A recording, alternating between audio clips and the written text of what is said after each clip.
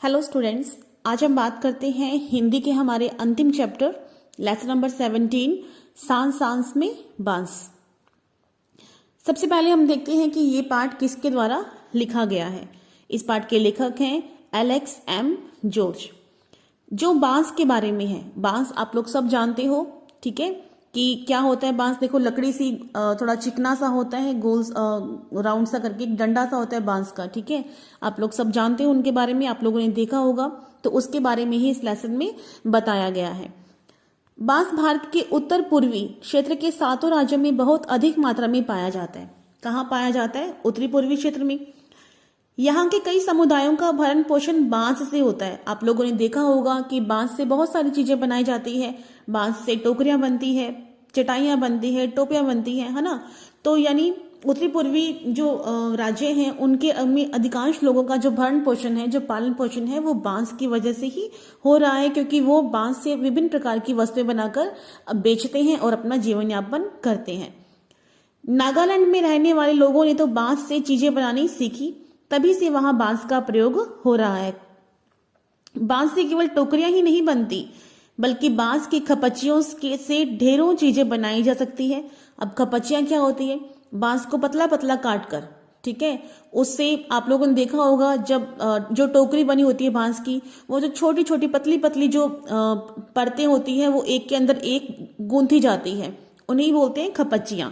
तो उनकी खपच्चियों से हम ढेरों चीजें बना सकते हैं, जैसे तरह तरह की चटाइयां, टोपियां, टोकरियां, बर्तन, फर्नीचर, सजावटी सामान, जाल, मकान, पुल और खिलौने आदि।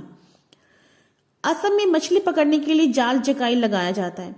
यह बांस की खपच्चियों से शंकु आकार में बना होता है। शंकु के बारे में आप लोग सब जानते होंगे कि शंकु क्या होता है। शंकु का निचला हिस्सा जो होता है वो नुकीला होता है, ठीक है।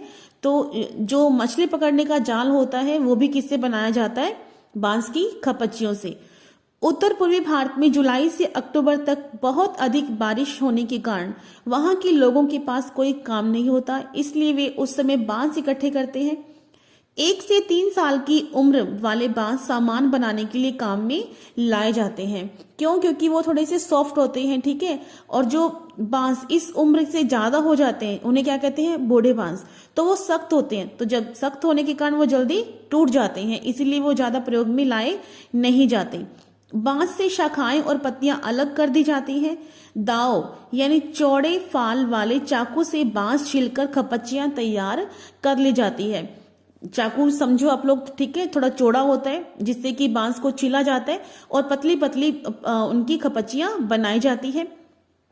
खपच्चियों की लंबाई उतनी ही रखी जाती है जितनी की वस्तु बनाने में लगती है।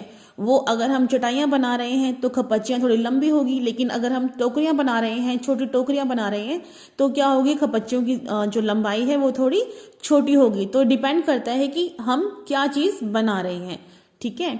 खपच्चियों की कारीगरी सीखने में काफी समय लग जाता है। खपच्चियों की लंबाई चौड़ाई काटने के बाद उन्हें चिकना किया जाता है। खपच्चियों को चिकना करने के लिए दाव का प्रयोग किया जाता है। दाव यानी वही बड़ा सारा चाकू। घिसाई द्वारा खपच्चियां चिकनी की जाती है और इसके बाद उनकी रंगाई की जाती है। रंगाई के लिए गुड़हल और इमली की पत्तियों का प्रयोग किया जाता है। काले रंग के लिए इन्हें आम की छाल में लपेटकर मिट्टी में दबा दिया जाता है, जिससे कि वो काली हो जाती हैं। बांस की बुनाई और बुनाइयों जैसी होती है। चेक का डिजाइन बन जाता है। आप लोगों ने देखा होगा घरों में जब हम लोग चारपाइयां भी रखी होती हैं, कई बार जो चेक से बने होते हैं ना, उसमें एक के अंदर एक को डालकर हम लोग क्या बनाते हैं? उनको चेक के आकार का, चेक का सा डिजाइन बना देते हैं। तो यही डिजाइन उससे खपच्चियों से भी बनाया जा सकता है।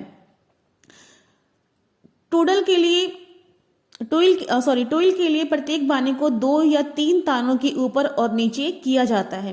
ऐसे ही कई प्रकार के डिजाइन बनते हैं। कई बार हम होता है कि हाँ, एक के ऊपर पहले एक के अंदर से एक निकाल लेते हैं, लेकिन कई बार हम 2 को छोड़कर भी निकालते हैं, ठीक है। तो विभिन्न प्रकार के डिजाइन हम लोग बना सकते हैं।